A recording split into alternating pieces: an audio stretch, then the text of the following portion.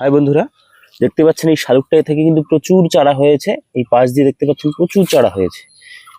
এই গাছটাকে এর জন্যই তুলে চারাগুলি সেপারেট করে মূল যে গাছটি সেটি কিন্তু পুনরায় আবার বসিয়ে দেবো। এই যে দেখতে পাচ্ছেন এখানে একটি চারা, এখানে একটি চারা, এখানে একটি চারা, এখানে একটি চারা।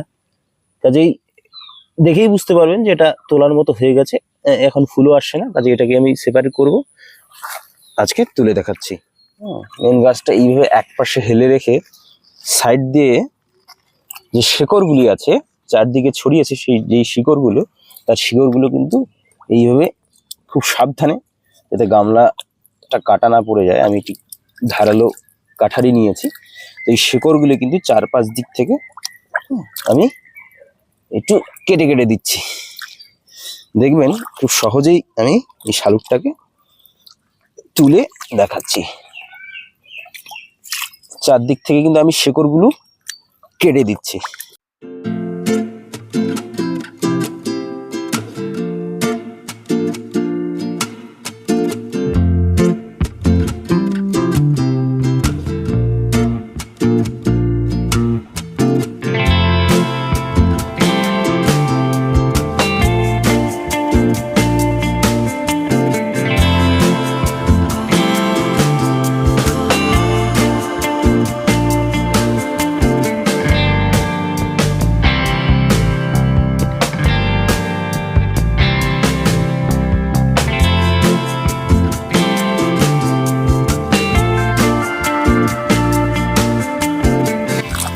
ব্যাস, এই এই মেন গাছটা কিন্তু আমার গামলা থেকে কিন্তু তোলা হয়ে গেছে। এই দেখুন, এবার আমরা মোটর দিয়ে এটাকে জল স্প্রে করবো, তাহলে দেখুন সব পরিষ্কার হয়ে যাবে।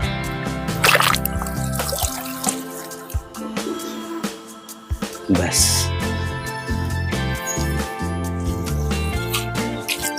বন্ধুরা আমরা এবার এটাকে মোটর চালিয়ে কিন্তু এটাকে পরিষ্কার করে নেব। দেখতে পাচ্ছেন এই মোটর চালিয়ে এটাকে পরিষ্কার করে নিচ্ছি।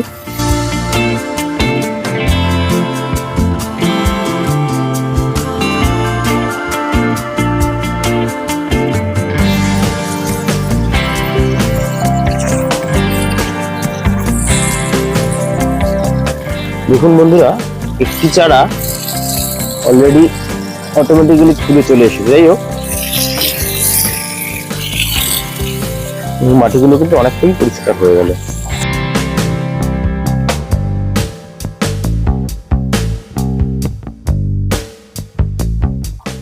এই শিকড়গুলো এইভাবে একটু কেটে পরিষ্কার করে নেব, সাবধানে অবশ্যই, যাতে চারাগুলি কাটা না পড়ে যায়।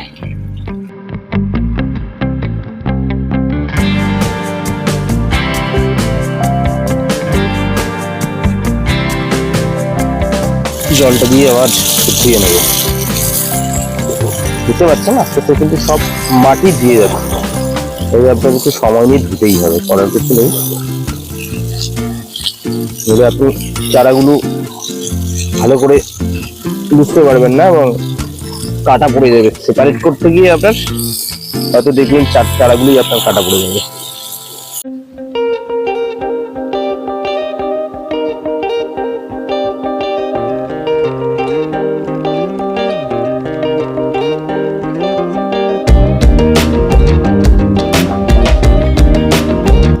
এই দেখতে পাচ্ছেন এইখানে একটা চারা, এই চারাটাকে আপনাকে কিন্তু সাবধানে আলাদা করতে হবে।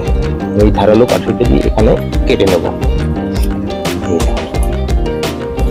এইটা চারা কিন্তু আলাদা হয়ে গেল।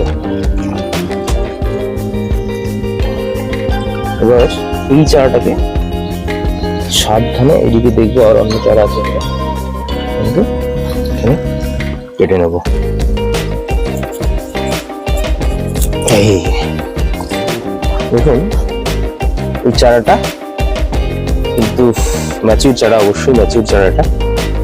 এই কিন্তু আমি আলাদা করে নিলাম। এইখানে একটা চারা দেখা যাচ্ছে, এটাও কিন্তু আমরা এইখান থেকে দেখে কেটে নেব। সাবধানে, অবশ্যই সাবধানে রাখবেন, দেখে শুনে।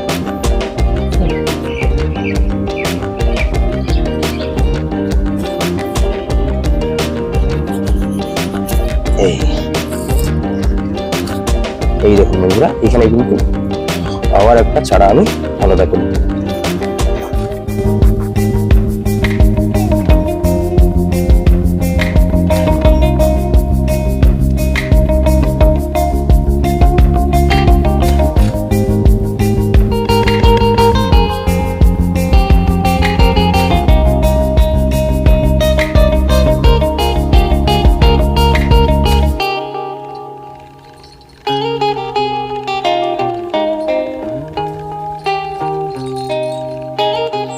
আমি যে মেইন গাছটা, আবার কি করবেন, এটার যে মেইন গাছটা বেরোবে সেটা কিন্তু আপনি, যে ম্যাচিউর গাছটা সেটা কিন্তু আপনি পুনরায় গামলায় বসিয়ে দেবেন।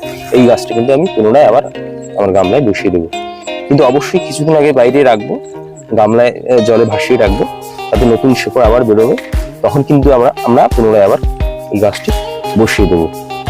তো বন্ধুরা, আজকের ভিডিও এ পর্যন্তই, দেখা হচ্ছে নেক্সট ভিডিও।